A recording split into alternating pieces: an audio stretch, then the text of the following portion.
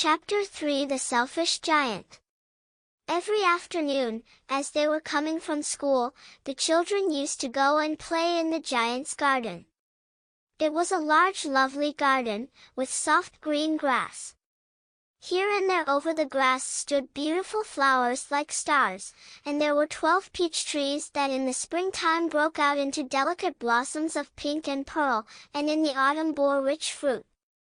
The birds sat on the trees and sang so sweetly that the children used to stop their games in order to listen to them. "How happy we are here," they cried to each other. One day the giant came back. He had been to visit his friend the Cornish ogre, and had stayed with him for 7 years. After the 7 years were over he had said all that he had to say, for his conversation was limited, and he determined to return to his own castle. When he arrived he saw the children playing in the garden. "What are you doing here?" he cried in a very gruff voice, and the children ran away. "My own garden is my own garden," said the giant. "Anyone can understand that, and I will allow nobody to play in it but myself." So he built a high wall all round it, and put up a notice board. "Trespassers will be prosecuted." He was a very selfish giant. The poor children had now nowhere to play. They tried to play on the road, but the road was very dusty and full of hard stones, and they did not like it.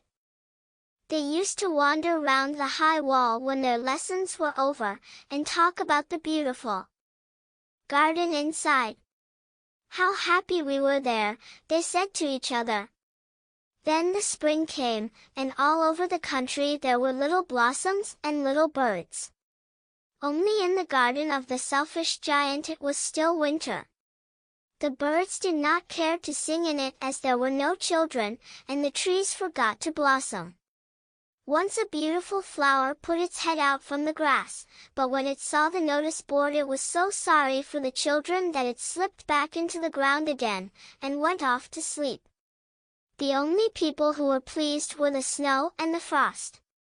"Spring has forgotten this garden," they cried, "so we will live here all the year round." The snow covered up the grass with her great white cloak, and the frost painted all the trees silver. Then they invited the north wind to stay with them, and he came.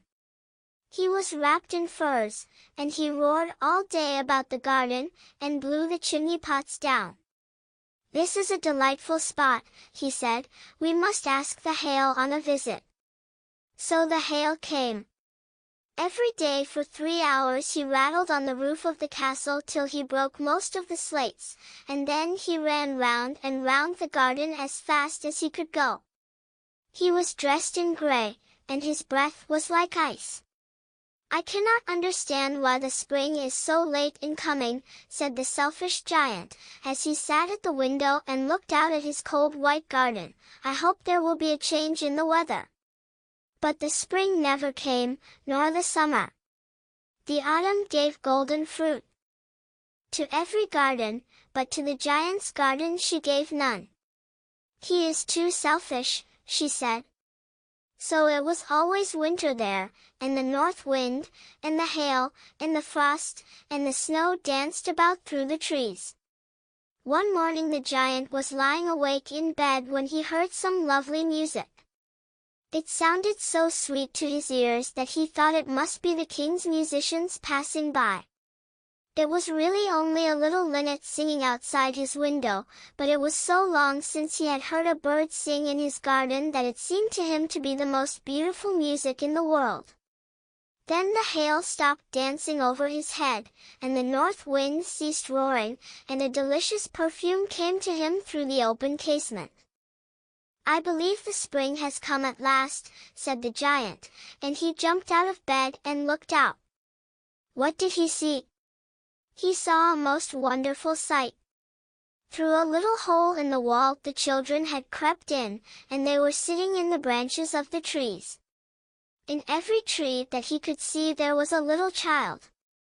And the trees were so glad to have the children back again that they had covered themselves with blossoms, and were waving their arms gently above the children's heads. The birds were flying about and twittering with delight, and the flowers were looking up through the green grass and laughing. It was a lovely scene, only in one corner it was still winter. It was the farthest corner of the garden, and in it was standing a little boy. He was so small that he could not reach up to the branches of the tree, and he was wandering all round it, crying bitterly. The poor tree was still quite covered with frost and snow, and the north wind was blowing and roaring above it. "Climb up, little boy," said the tree, and it bent its branches down as low as it could, but the boy was too tiny. And the giant's heart melted as he looked out. "How selfish I have been," he said. "Now I know why the spring would not come here. I will put that poor little boy on the top of the tree, and then I will knock down the wall, and my garden shall be the children's playground forever and ever." He was really very sorry for what he had done. So he crept downstairs and opened the front door quite softly, and went out into the garden.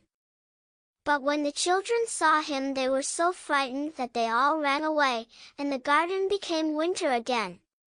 Only the little boy did not run, for his eyes were so full of tears that he did not see the giant coming. And the giant stole up behind him and took him gently in his hand, and put him up into the tree. And the tree broke at once into blossom, and the birds came and sang on it, and the little boy stretched out his 2 arms and flung them round the giant's neck, and kissed him. And the other children, when they saw that the giant was not wicked any longer, came running back, and with them came the spring.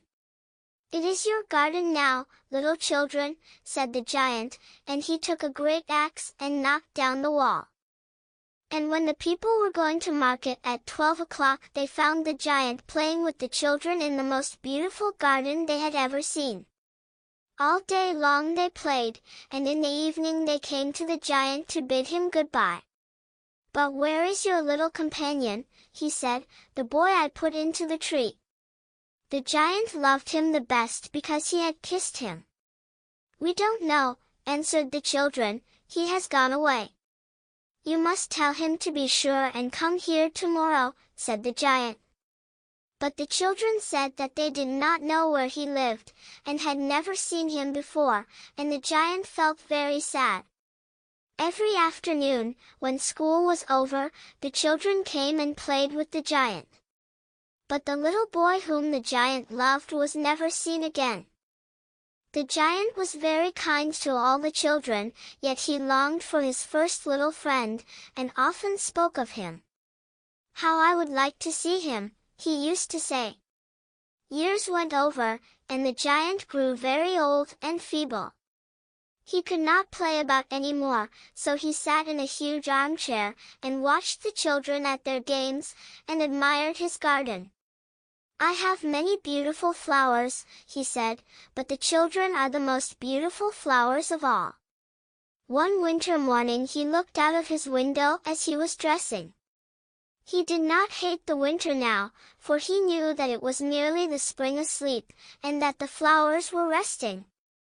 Suddenly he rubbed his eyes in wonder, and looked and looked.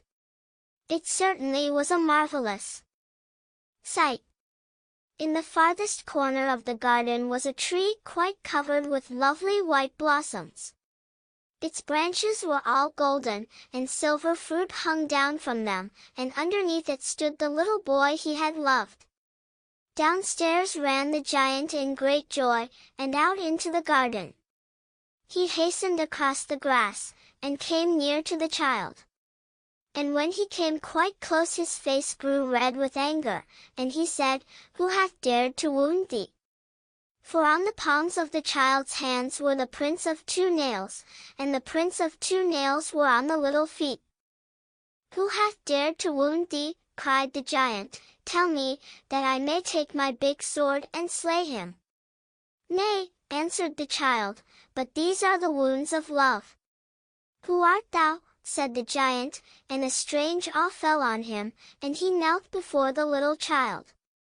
And the child smiled on the giant, and said to him, "You let me play once in your garden, today you shall come with me to my garden, which is paradise." And when the children ran in that afternoon, they found the giant lying dead under the tree, all covered with white blossoms. The end.